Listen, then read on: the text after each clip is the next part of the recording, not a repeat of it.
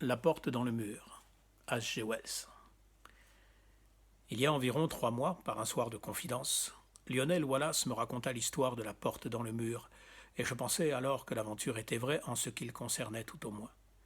Il y mit une simplicité si convaincante que je ne pus faire autrement que de le croire. Mais le lendemain, je m'éveillai dans une atmosphère différente, et tandis que je paraissais au lit, je me remémorais ses paroles dépouillées à présent du charme de sa voix lente et grave.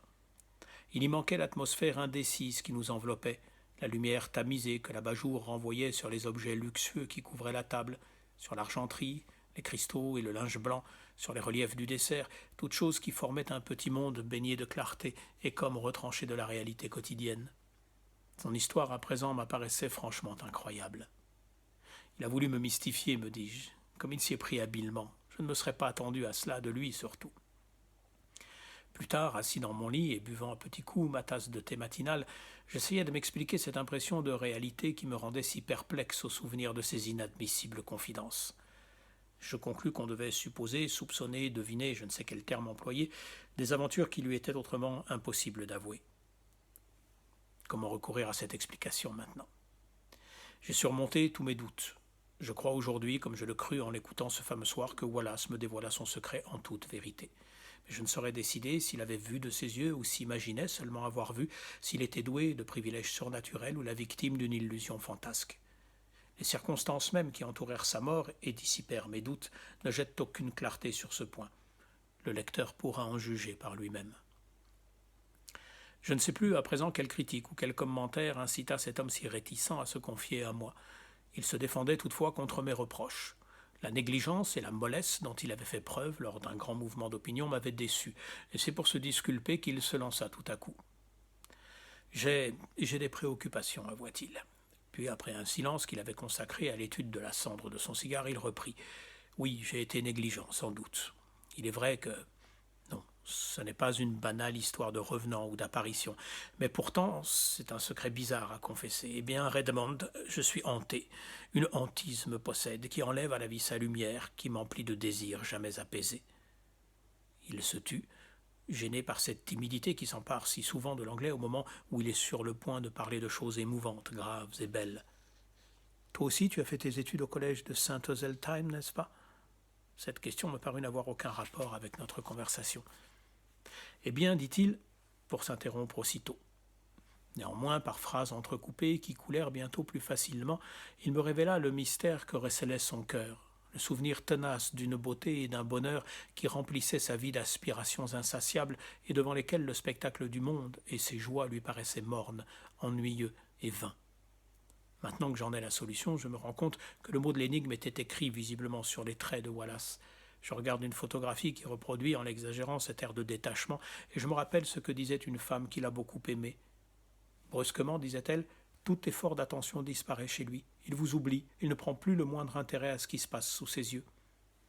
Cependant, il n'en était pas toujours ainsi, et lorsqu'il attachait son esprit à un problème compliqué, Wallace en venait à bout avec la plus grande facilité. Du reste, sa carrière fut une suite de succès. Il n'avait pas tardé à me laisser loin derrière lui, et il parvint à faire figure dans le monde beaucoup mieux que je n'ai jamais pu y prétendre, assurément. Il approchait de 40 ans quand il est mort, et l'on affirme que s'il avait vécu, il aurait obtenu un portefeuille dans le nouveau ministère. Au collège, il l'emportait toujours sur moi, sans effort, comme par nature, et nous nous sommes suivis de classe en classe jusqu'à la fin de nos études. Au début, nous étions de même force, mais il passa ses derniers examens dans un rang très supérieur au mien, avec toutes les mentions et tous les prix. Pourtant, je m'étais maintenu dans une bonne moyenne. C'est au collège que je l'entendis parler pour la première fois de la porte dans le mur dont il devait m'entretenir une seconde et dernière fois, un mois à peine avant sa mort. Pour lui, cette porte dans le mur était une porte véritable, menant à travers un mur véritable vers les réalités immortelles. Elle apparut dans sa vie de très bonne heure, quand il n'était qu'un bambin de 5 ou 6 ans.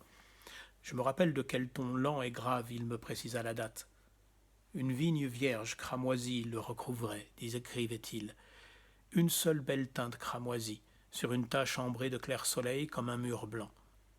Ces détails se confondaient dans l'impression d'ensemble sans que je m'en fusse rendu compte, et devant la porte verte, le trottoir était parsemé de feuilles de marronnier, tachetées de jaune, ni rousses, ni sales, mais fraîchement tombées, ce qui indique que c'était en octobre.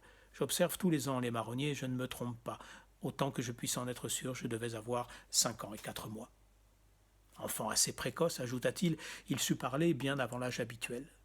Il se montrait si sage, si raisonnable, comme on dit, qu'on lui accordait plus de liberté qu'on en laisse généralement aux enfants de quelques années plus âgés. Il n'avait guère que 2 ans lorsque sa mère mourut, et il resta sous l'autorité moins vigilante d'une gouvernante. Son père, homme de loi austère et toujours préoccupé, lui accordait peu d'attention tout en fondant de grands espoirs sur lui. Et l'enfant, malgré son entrain, trouvait, je pense, l'existence un peu monotone, si bien qu'un jour il partit droit devant lui. Il ignorait par suite de quelle négligence de ses surveillants il réussit à s'esquiver, et il ne se souvenait plus du trajet qu'il parcourut à travers le quartier de West Kensington. Tous ces détails s'étaient effacés dans le désordre irrémédiable de sa mémoire, mais sur cet arrière-fond confus se détachait nettement la porte verte et le mur blanc. À peine ses yeux d'enfant les eurent-ils vus qu'il ressentit une émotion particulière, une attraction, un désir de passer de l'autre côté. En même temps, il avait cette conviction très claire qu'il était imprudent ou coupable de céder à cette tentation. Chose curieuse, insistait-il, en poursuivant son récit, il ne douta pas un instant que la porte ne fût pas fermée et qu'il ne pût l'ouvrir s'il le voulait. Et je me l'imagine, arrêté là, perplexe, à tirer et repousser tour à tour. Il était persuadé aussi, sans savoir pourquoi, que son père serait fort courroucé s'il entrait. Wallace me décrivit avec la plus extrême minutie ces moments d'hésitation. Il passa droit devant la porte, puis les mains dans ses poches, et s'efforçant de siffloter, il continua jusqu'à l'extrémité du mur. À cet endroit commençait une rangée de boutiques sordides, entre lesquelles se distinguait celle d'un plombier, avec ses vitrines pleines d'un poussiéreux amas de tubes et de conduites en poterie, de feuilles de plomb, de robinets et de pots de vernis. Il s'arrêta, feignant de prendre grand intérêt à ce désordre, mais guettant d'un désir passionné la porte verte. Alors une rafale d'émotion l'emporta. De peur d'être agrippé à nouveau par l'hésitation, il se lança à toutes jambes, poussa de ses 2 mains ouvertes la porte convoitée et la laissa se refermer d'elle-même derrière lui. C'est ainsi qu'en un clin d'œil, il pénétra dans le jardin dont le souvenir devait le hanter toute sa vie. Wallace éprouva une extrême difficulté à me décrire cet enclos aussi exactement qu'il se le rappelait. Il y avait dans l'air même qu'on y respirait, dit-il, quelque chose d'exhilarant qui vous imprégnait d'une sensation de légèreté et de bien-être. Tout y revêtait un aspect riant, immaculé et subtilement lumineux. À l'instant même où l'on entrait, on ressentait un contentement exquis, comparable seulement à ces rares minutes où, alors qu'on est jeune et joyeux, on connaît le bonheur en ce monde. Toute chose était belle dans ce jardin. Wallace s'abandonna un moment à sa rêverie, puis avec l'inflexion hésitante de ceux qui relatent les incidents incroyables, il reprit. « Imagine-toi qu'il y avait là 2 grandes panthères, oui, 2 panthères tachetées, et je n'avais pas peur. Ces fauves au pelage velouté jouaient avec une balle dans une allée spacieuse entre 2 longues plates-bandes fleuries à bordure de marbre. L'une des bêtes leva la tête et vint à moi, curieuse. Elle s'approcha, frotta son oreille ronde et douce contre la petite main que je tendis et ronronna. C'était un jardin enchanté, oui, certes. Ses dimensions, il s'étendait très loin de tous côtés. Je crois même qu'on apercevait des collines dans la distance. Comment diable était-elle venue à West Kensington, je n'en sais rien. Mais je me trouvais là comme à un retour chez soi, après une longue absence. À l'instant même où la porte se referma derrière moi, j'oubliais la rue et les feuilles de marronnier, les cabs et les voitures de livraison. J'oubliais l'attraction machinale qui aurait dû me ramener à l'obéissance et à la discipline familiale. J'oubliais les hésitations et les craintes, les conseils de la prudence et les réalités intimes de l'existence. Sur le champ, je fus un bambin, joyeux et heureux, dans un monde surprenant. Tout en ce lieu étrange était différent. Il y régnait une lumière plus chaude, plus pénétrante, plus moelleuse. On y respirait une atmosphère de gaieté claire et des bouffées de nuages parsemaient le ciel bleu. Devant moi, la longue allée m'invitait avec ses plates-bandes sans mauvaises herbes, ses massifs riches de fleurs qui poussaient sans culture. Sans appréhension, je posais mes petites mains sur la fourrure souple des panthères, je leur caressais les coins sensibles sous les oreilles, je jouais avec elles, et l'on eût dit qu'elles accueillaient un ami. L'impression était ancrée dans mon esprit d'un retour au foyer. Aussi, lorsque bientôt une belle jeune fille, grande et svelte, apparut, je n'éprouvai aucune surprise. Elle avança vers moi, souriante, me souleva dans ses bras, me baisa au front, puis elle me prit par la main et m'emmena. J'avais conscience que tout cela était délicieusement innocent et me remémorait des choses heureuses qui, par suite de quelques sortilèges, avaient jusqu'ici été négligées. Par un large perron, aux marches rouges, que j'entrevis entre les hautes touffes de pieds d'alouette, nous accédâmes à une vaste avenue ombragée de très vieux arbres. Tout au long, entre les troncs aux écorces gercées de roux, des bancs et des statues de marbre étaient déposés autour desquels voltigeaient des colombes apprivoisées. Ma belle amie m'emmenait par cette avenue, et je me souviens de ses traits gracieux, de son menton finement modelé, de la douceur radieuse de son visage. Elle me questionnait d'une voix caressante et me narrait des fables ravissantes, je le sais, bien que je n'ai jamais pu m'en rappeler aucune. Soudain, un petit singe capucin très propre, avec un pelage brun roux et des bons yeux noisettes, descendit d'un arbre et se mit à gambader auprès de moi. Il me regardait en grimaçant et bientôt sauta sur mon épaule. Et nous poursuivîmes notre chemin dans un parfait bonheur. Il s'interrompit. Continue, dis-je. Je me souviens de menus détails. Nous croisâmes un vieillard qui se promenait parmi les lauriers. Nous traversâmes un carrefour qu'égayait le caquetage de perroquets multicolores, et par une large colonnade ombragée, nous arrivâmes à un palais spacieux, rafraîchi par de nombreuses fontaines, plein d'objets magnifiques et offrant tout ce que le cœur peut désirer. Il y avait là beaucoup de gens que je revois clairement pour la plupart, tandis que le souvenir des autres demeure vague, mais tous étaient beaux, avec une expression d'infinie bonté. Sans savoir comment, je compris qu'une bienveillance extrême les animait à mon égard, qu'ils étaient heureux de m'avoir parmi eux. Leurs gestes, le contact de leurs mains, leurs regards de bienvenue et d'amour me remplissaient de joie. Oui, de joie. Il se tut encore un moment. Je rencontrai là des compagnons de jeu, ce qui me fut précieux car j'étais un petit garçon solitaire. Ils s'ébattaient agréablement sur une pelouse qu'ornait un massif de fleurs au milieu duquel se dressait un cadran solaire. On jouait et l'on s'aimait. C'est bizarre, il existe ici un trou dans ma mémoire. Je ne me rappelle plus à quel jeu nous jouions. Je ne me le suis jamais rappelé. Plus tard, je passais de longues heures, parfois avec des crises de larmes, à essayer de retrouver cette forme de bonheur. Je voulais tout seul jouer de nouveau à ces jeux, en vain. Je ne me souviens que du bonheur que j'éprouvais et de mes deux compagnons, qui ne me quittèrent pas. Bientôt parut une femme brune, avec une face pâle et grave, des yeux rêveurs vêtus d'une longue robe souple et de pourpre clair.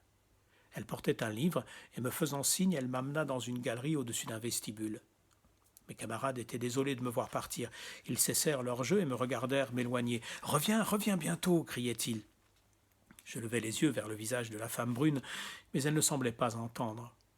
Avec la même expression douce et grave, elle alla s'asseoir sur un banc de la galerie et je me tins près d'elle, curieux de savoir ce que contenait le livre qu'elle avait ouvert sur ses genoux.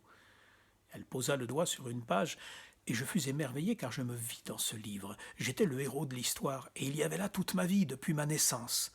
Ce qui m'émerveillait davantage, c'est que je voyais sur les pages de ce livre non des images, mais des réalités. Wallace s'interrompit encore, et il me regarda d'un air perplexe. « Continue, je comprends, dis-je. » C'étaient des réalités, oui, indiscutablement. Les personnages s'y mouvaient vraiment, ils apparaissaient et disparaissaient. Ma mère, que j'avais presque oubliée, mon père sévère et austère, les domestiques, la nurserie, toutes les personnes et toutes les choses qui m'étaient familières à la maison, et les rues animées par le va-et-vient des passants et des voitures. Stupéfait, je levai des yeux interrogateurs vers le visage de la femme. Anxieux d'en savoir davantage, je feuilletai hâtivement le livre, et à la fin je me vis hésitant, indécis devant la porte verte dans le grand mur blanc, et j'éprouvai à nouveau les mêmes craintes et le même conflit. « Que vient-il ensuite » m'écriai-je, et je voulus tourner la page, mais la main froide de la femme aux traits graves me retint. Ensuite, insistai-je, m'efforçant d'écarter sa main, tirant sur ses doigts avec toute mon énergie enfantine. Elle céda, la page tourna, et la femme se pencha vers moi comme une ombre et m'embrassa au front. Mais sur la page, il n'y avait pas le jardin enchanté, ni les panthères, ni la belle jeune fille blonde qui me conduisit par la main, ni les compagnons de jeu qui regrettaient tant de me voir partir. Je ne vis qu'une longue rue grise de West Kensington, à cette heure glaciale qui précède le moment où l'on allume les réverbères, et j'étais là, sur le trottoir, petite forme misérable, sanglotant à haute voix malgré tous mes efforts pour me contenir. Je pleurais parce que je ne pouvais pas retourner auprès de mes petits compagnons qui m'avaient crié « Reviens, reviens bientôt !» Je me retrouvais seul, et ce n'était pas une page du livre, mais la cruelle réalité. L'endroit enchanté et la femme grave, aux genoux de laquelle je m'étais tenu, avaient disparu. Où les trouverais-je ? Il se tut et demeura un long moment, les yeux fixés sur le feu. « Oh, la tristesse de ce retour !» murmura-t-il. « Et alors, dis-je, un instant après, comme je me sentais misérable, ramené malgré moi dans ce monde lamentable. À mesure que je comprenais mieux ce qui venait de se passer, un chagrin irrésistible m'envahissait. La honte et l'humiliation de mes sanglots en pleine rue et ma rentrée piteuse à la maison sont des souvenirs d'hier. Je revois le vieux monsieur bienveillant qui se pencha sur moi avec ses lunettes d'or et me parla. « Tu es perdu, mon pauvre enfant, dit-il. » Il me remit à un jeune policeman plein d'attention. La foule se rassemblait, et c'est ainsi escorté que je repris le chemin de la demeure paternelle. Voilà aussi exactement que je me la rappelle ma vision du jardin enchanté, vision qui me hante encore à l'heure actuelle. Certes, il m'est impossible d'exprimer ce caractère d'irréalité translucide, cette différence d'avec les choses de tous les jours qui transformait ce lieu. Pourtant, c'est bien là ce qui m'arriva. Si ce fut un rêve, je suis sûr que ce fut un rêve éveillé et absolument extraordinaire. Il s'ensuivit naturellement un redoutable interrogatoire, par ma tante, par mon père, par ma gouvernante, par tous. J'essayai de leur raconter ce que j'avais vu, mais mon père m'administra ma première correction pour m'apprendre à dire des mensonges. Quand ensuite je voulus répéter mon histoire à ma tante, elle me punit aussi, pour tant d'obstination dans ma faute, et l'on défendit de m'écouter, de prêter l'oreille à un seul mot de mon récit. On m'enleva même mes volumes de contes de fées pour ce motif que j'avais trop d'imagination. Oui, ils firent cela, mon père était de la vieille école. Mon histoire resta confinée en moi-même. Je la confiai à mon oreiller que mes larmes d'enfant trempèrent souvent, et j'ajoutais toujours à mes prières régulières cette fervente requête. Plaise à Dieu que je rêve du jardin. Seigneur, ramène-moi en mon jardin, ramène-moi en mon jardin. J'en rêvais souvent. Et il se peut que je l'ai embelli, que je l'ai transformé, je ne sais. Tout ceci, tu comprends, est un effort pour reconstruire, d'après des images fragmentaires, une aventure de mon jeune âge. Ce souvenir-là est séparé par un gouffre des autres souvenirs de mon enfance. Et il vint un temps où il me parut impossible de faire la moindre allusion en parole à cet événement magique. Je formulai une question qui s'imposait. Non, répondit-il. Je ne me souviens pas d'avoir, dans les années qui suivirent, essayé de retrouver mon chemin jusqu'au jardin. Cela me semble bizarre à présent, mais je suppose qu'on surveilla de plus près mes mouvements après cette mésaventure. Non, je ne tentais de chercher la porte verte qu'après que nous nous connûmes tous les deux, toi et moi. Si invraisemblable que cela paraisse, je crois qu'il y a eu une période pendant laquelle j'oubliais complètement le jardin, vers l'âge de 7 ou 8 ans. Tes souvenirs sont précis de nos années d'études à Saint-Euselstan, très précis. Aucun signe, je pense, ne révélait que j'avais un rêve secret. Il leva soudain la tête en souriant. « As-tu jamais joué au passage du Nord-Ouest avec moi ?» Non, puisque nous venions au collège par des directions différentes. « Écoute, c'était une sorte de jeu, reprit-il, que des enfants doués d'un peu d'imagination peuvent jouer n'importe quand. Il s'agissait de découvrir un itinéraire nouveau pour se rendre au collège. Le chemin ordinaire était fort direct et le jeu consistait à trouver un trajet qui ne le fût pas. On partait 10 minutes plus tôt que d'habitude, dans une direction invraisemblable, et il fallait parvenir au but après un parcours insolite. Un jour, je m'égarais dans des rues sordides, de l'autre côté de Camden Hill, et je commençais à croire que pour cette fois j'avais perdu la partie et que j'arriverais en retard au collège. En désespoir de cause, je m'engageais dans une ruelle qui paraissait être un cul-de-sac, mais à l'extrémité je trouvais une issue. Je hâtais le pas avec un renouveau d'espoir. Je réussirais, me disais-je, et je passais alors devant une rangée de pauvres boutiques qui me semblèrent inexplicablement familières.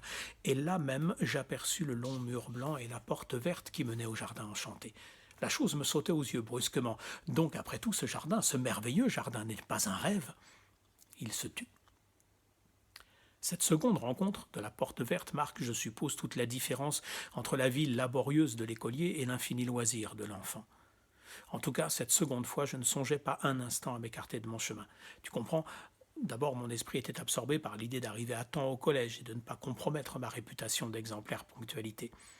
Je dus éprouver sûrement quelques petits désirs d'entr'ouvrir au moins la porte, oui, je dus éprouver ce désir, mais cette attirance ne m'a paru sans doute que comme un nouvel obstacle à ma détermination toute puissante d'arriver à l'heure. Certes, ma découverte m'intéressait énormément, je poursuivais ma route avec la tête pleine de ce fait, mais il n'en est pas moins vrai que je poursuivis ma route. Rien ne m'arrêta. Je passais devant l'entrée magique en courant. Tirant ma montre du gousset, je constatais que j'avais encore 10 minutes à moi, et je me trouvais bientôt dans un quartier plus familier. J'arrivais au collège, hors d'haleine, ruisselant de transpiration, mais à l'heure. C'est bizarre, hein ? Il me regarda méditativement. Naturellement, j'ignorais alors que je ne retrouverais pas toujours la fameuse porte. Les collégiens ont des imaginations limitées. Je dus penser que c'était une excellente affaire de savoir que le mur et la porte existaient et de connaître le chemin pour y retourner. Mais la nécessité d'être ponctuel l'emporta. Au cours de cette matinée-là, je me montrais singulièrement distrait et inattentif, évoquant tous mes souvenirs des beaux et étranges personnages que j'allais bientôt revoir. Chose curieuse, je n'avais pas le moindre doute qu'ils ne dussent être heureux aussi de me revoir.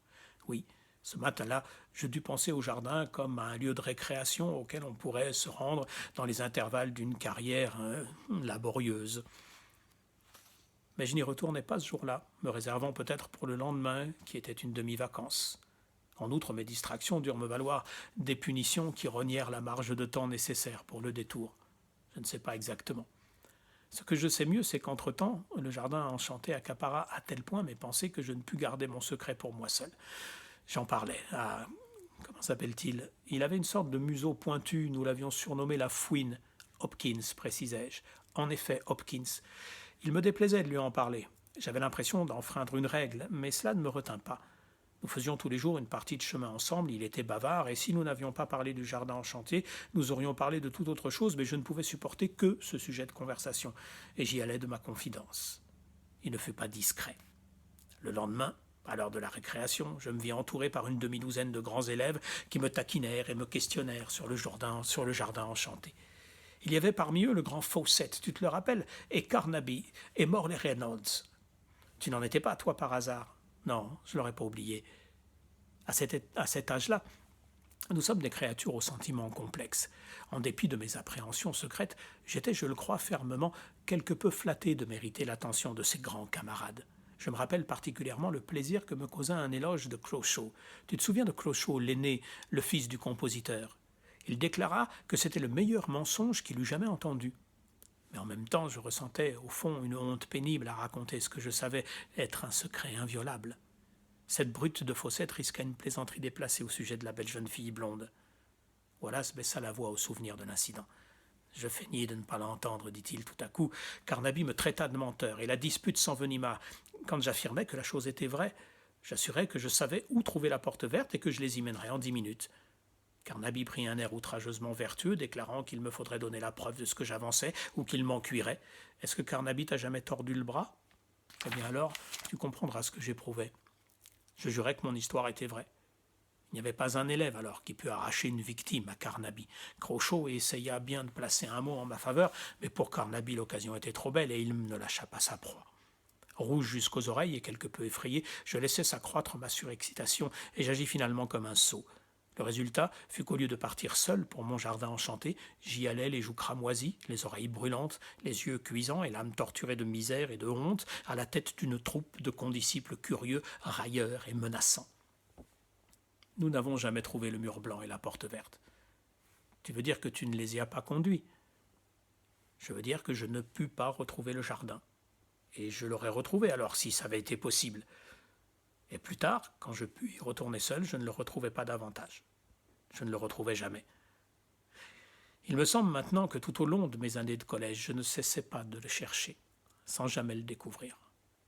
Et les camarades, comment prirent-ils la chose? Fort mal. Carnaby institua un conseil de guerre devant lequel je comparus sous l'accusation de mensonge injustifiable.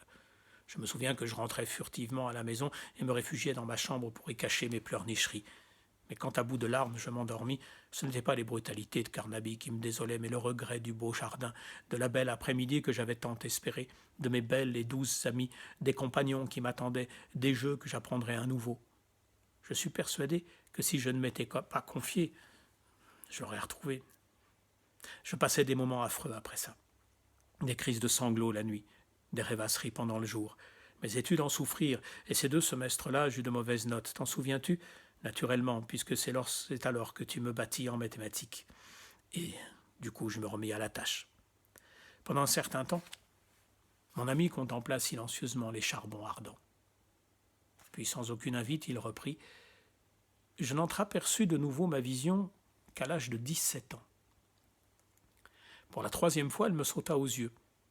Un jour que je me rendais en voiture à la gare de Paddington, en route pour Oxford, où j'allais concourir pour une bourse. Ce fut à peine un coup d'œil.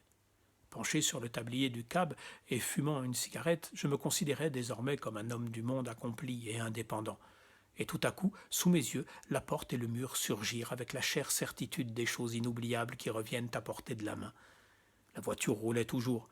Pris à l'improviste, je ne songeais à faire arrêter le cab que lorsque nous eûmes tourné le prochain coin.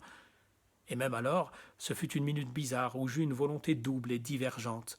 Je heurtai de ma canne la petite lucarne dans le toit du cab et tirai ma montre. Oui, monsieur, s'enquérait déjà le cocher. Eh bien, ce n'est rien, répliquai-je. Une erreur de ma part. Nous n'avons pas le temps. Continuez. Et le cheval reprit son trot. J'obtins ma bourse, et le soir, où j'en eus la nouvelle, je restai assis auprès de mon feu dans ma petite chambre de la maison paternelle, avec encore dans les oreilles les compliments de mon père, si rares compliments. Je fumais ma pipe favorite, la pipe à fourneau formidable que préfèrent les adolescents, et mes pensées revenaient à cette porte dans le grand mur blanc. Si je m'étais arrêté, je n'aurais pas obtenu la bourse, me disais-je. Je ne jouirais pas du bénéfice des études universitaires. J'aurais compromis la belle carrière qui s'ouvre devant moi. Je commence à envisager les choses plus sainement, me dis-je. Je m'enfonçais davantage dans mes méditations, et je ne doutais pas une minute que la réalisation de ma carrière méritât de tels sacrifices. Les belles amies et la claire atmosphère du jardin m'apparaissaient très douces, très tentantes, mais si lointaines. Je marchais à présent à la conquête du monde. Je voyais une autre porte s'ouvrir, la porte de ma carrière.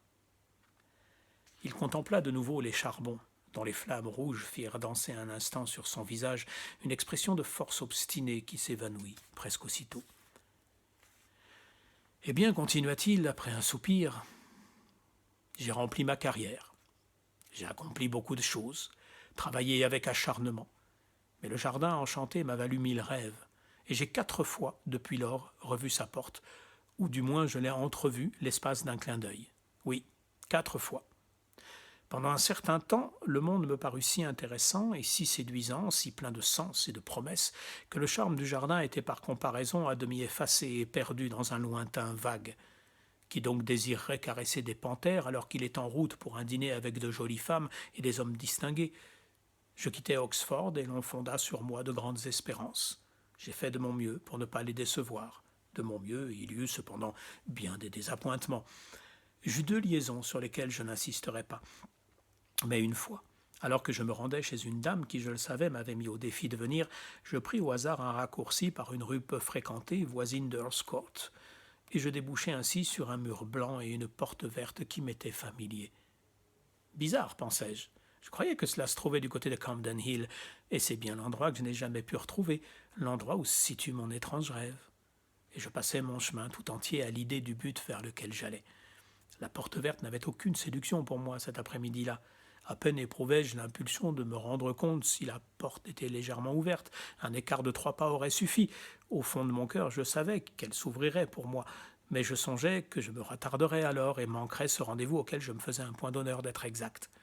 Par la suite, je me reprochais ma ponctualité. J'aurais dû au moins entrebâiller la porte et jeter un coup d'œil rapide, faire un signe de la main aux panthères, me disais-je. Mais l'expérience m'avait appris que le lieu enchanté était de ceux qui ne se retrouvent pas en le cherchant. Oui, j'en éprouvais un pénible regret. Des années de travail constant suivirent, et je n'entrevis plus le mur blanc que tout dernièrement. Depuis qu'il m'est réapparu, on dirait qu'une sorte d'ombre a terni le monde ambiant. Auparavant, j'estimais que c'était un châtiment douloureux et cruel de ne plus jamais revoir cette porte. Était-ce le résultat du surmenage? Était-ce aussi le vague à l'âme qui vous guette vers la quarantaine? Je l'ignore. Mais indubitablement, le chatoiement des choses qui rend l'effort facile disparaissait à mes yeux, et cela juste au moment où, à cause des mouvements politiques nouveaux, il m'aurait fallu être à l'œuvre. Bizarre, n'est-ce pas? Mais je commence à trouver la vie fatigante, et les récompenses qu'elle offre, à mesure que j'en approche, me semblent piètres. Depuis quelque temps, j'étais tourmenté du désir de revoir le jardin. Oui, et 3 fois, je l'ai revu. Le jardin? Non, la porte. Et je ne suis pas entré.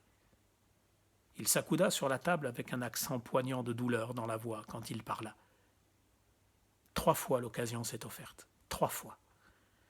Si jamais cette porte se présente de nouveau à ma vue, avais-je juré, j'entrerai, secouant sur le seuil la poussière et l'accablement de cette vie, renonçant aux vains mirages de nos vanités, à toutes nos épuisantes futilités. J'entrerai pour n'en plus sortir, et cette fois-là j'y resterai. Je me l'étais juré. Et quand l'heure fut venue, je n'entrai pas. Oui, à 3 reprises dans la même année, j'ai passé devant cette porte sans entrer, 3 fois au cours de l'année écoulée. La première fois, ce fut lors du vote de la fameuse loi agricole où le ministère ne fut sauvé que par une majorité de 3 voix. Tu t'en souviens, personne de notre côté et fort peu de députés du côté de l'opposition s'attendaient à la clôture du débat à cette séance-là. Mais la discussion s'était soudain effondrée comme des coquilles d'œufs qu'on écrase. Je dînais avec Hotchkiss et son cousin à Benford. On nous prévint par téléphone et nous partîmes immédiatement dans l'automobile du cousin. Nous arrivâmes juste au moment du vote, et en route, nous passâmes devant le mur, livide sous le clair de lune, que l'éclat de nos lanternes colora en jaune vif, et il n'y avait pas à s'y tromper. « Seigneur !» m'écriai-je. « Quoi donc ?» demanda Hotchkiss. « Oh, rien, répondis-je. » Et l'occasion était évanouie. « J'ai fait un gros sacrifice en venant, dis-je au président de mon groupe quand j'arrivais. Tout le monde en fait autant ce soir, me répliqua-t-il en riant, et il s'éloigna rapidement. Je ne vois pas comment j'aurais pu agir autrement en la circonstance. La fois suivante, il en fut de même. Je me rendais en hâte au lit de mort de mon père pour dire à ce sévère vieillard un dernier adieu. En cette circonstance encore, les exigences de la vie étaient impératives. Mais la troisième fois, il y a 8 jours, ce fut différent. Le remords me ronge quand j'y pense. J'étais en compagnie de Gurker et de Ralph. Ce n'est plus un secret maintenant et je puis avouer cette entrevue avec Gurker. Nous avions dîné ensemble chez Frobisher et la conversation avait pris un ton d'intimité. La question de mon portefeuille dans le ministère reconstitué restait en dehors de la discussion. Oui, tout cela est arrangé. Il vaut mieux ne pas le rendre public, mais je n'ai pas de raison de te le cacher à toi. Oui, merci. Laisse-moi poursuivre mon histoire. Ce soir-là, il y avait beaucoup de rumeurs dans l'air. Ma position était fort délicate. Je désirais obtenir une déclaration définitive de Gurker, mais la présence de Ralph me gênait. J'employais toutes mes facultés à maintenir dans la conversation un ton d'insouciance et de légèreté et à ne pas la diriger trop ouvertement sur le point qui me concernait. Il le fallait bien. La conduite de Ralph, depuis lors, a amplement justifié mes précautions. Je savais que Ralph nous quitterait à l'extrémité de la grande rue de Kensington et que je pourrais alors surprendre Gurker par un soudain accès de franchise. On est obligé parfois de recourir à ces petits expédients. Et c'est à cette minute qu'en marge de mon champ visuel, j'aperçus une fois encore le mur blanc et la porte verte. Nous passâmes devant en causant. Oui, je passais devant. Je revois la silhouette que projetait le profil saillant de Gurker, son chapeau haute forme ramené en avant sur son nez proéminent et les plis de son cache-col. Je passais à moins de 2 pas de cette porte. Si je leur dis bonsoir maintenant, et si j'entre, me demandai-je, qu'arrivera-t-il ? Mais il me fallait à tout prix cet entretien seul à seul avec Gurker. Dans l'enchevêtrement des problèmes qui me préoccupaient, je ne savais quelle réponse faire à la question que je me posais. Ils vont croire que je suis fou, pensais-je. Et si j'allais disparaître après ça ? Je voyais déjà les manchettes des journaux. Extraordinaire disparition d'un personnage politique. Cette situation, cette considération avait son poids.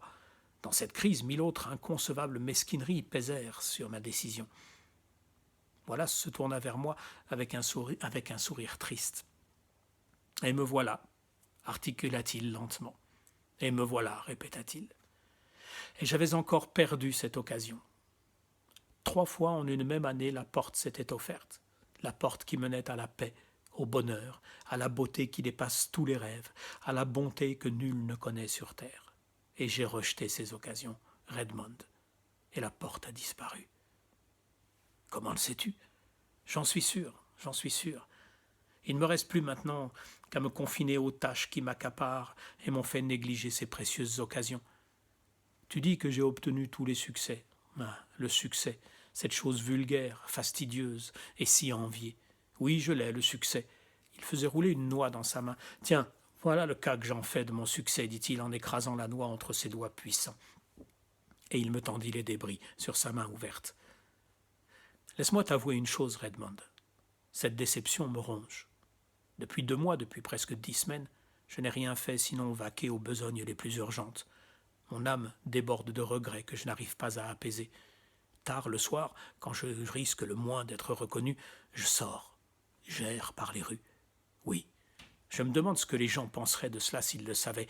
Un ministre, le chef responsable d'un des grands organismes de la nation, qui erre, seul, à la recherche d'une porte, d'un jardin, le cœur plein de tristesse et parfois se lamentant presque à haute voix. Je vois encore son visage pâle et l'étrange lueur sombre qui dansait dans ses yeux. Je le revois très nettement ce soir, et je me rappelle chacun de ses mots, chacune de ses intonations, et le numéro d'hier de la Westminster Gazette, qui contient la nouvelle de sa mort, est resté déplié sur mon divan. Aujourd'hui, au club, tout le monde cherchait à résoudre l'énigme du destin de Wallace. Hier, de grand matin, on a trouvé son cadavre dans une profonde tranchée près de la gare d'East Kensington. On avait creusé là, depuis pour les travaux de raccordement de lignes souterraines, une haute palissade de planches en défendait l'accès au public. Mais une petite porte y avait été aménagée pour livrer passage aux ouvriers. Cette porte, par suite de la négligence d'un chef d'équipe, n'avait pas été fermée, et c'est ainsi que Wallace pénétra dans le chantier. Des questions sans réponse s'embrouillèrent dans mon esprit. Il semble qu'avant-hier, à l'issue de la séance du Parlement, il avait voulu rentrer chez lui à pied, ce qui lui arriva fréquemment pendant la récente session. Je m'imagine sa silhouette sombre déambulant parmi les rues vides. La pâle clarté des globes électriques près de la gare revêtit-elle la palissade d'une lueur blanchâtre? La porte fatale, laissée ouverte, réveilla-t-elle en lui quelques souvenirs? Après tout, exista-t-il jamais une réalité à cette porte ouverte dans un mur blanc? Je l'ignore. J'ai relaté son histoire telle qu'il me la conta. À certains moments, je suis convaincu que Wallace fut simplement la victime d'un genre d'hallucination rare, mais dont on a des exemples, et d'une coïncidence entre une de ces crises et une porte, qui lui fut un piège fatal. Mais ce n'est pas là ma conviction la plus intime. Vous me jugerez superstitieux si vous voulez, ou même absurde, mais je ne suis pas l'un de croire qu'il était doué d'une faculté anormale, d'un sens d'un je ne sais quoi qui, sous l'image d'une porte et d'un mur, lui offrait sans cesse une issue, un passage secret dans un autre monde infiniment plus beau que le nôtre. En tout cas, direz-vous, de cette faculté merveilleuse, il fut finalement la victime. Mais en fut-il vraiment la victime? Nous touchons là au caractère le plus mystérieux de ces rêveurs, de ces êtres de vision et d'imagination. Le monde, pour nous, a des couleurs banales. Nous voyons la palissade et la tranchée comme des choses ordinaires. Selon le jugement vulgaire, il passa de la sécurité dans les ténèbres, le péril et la mort. Mais vit-il les circonstances sous ce jour-là?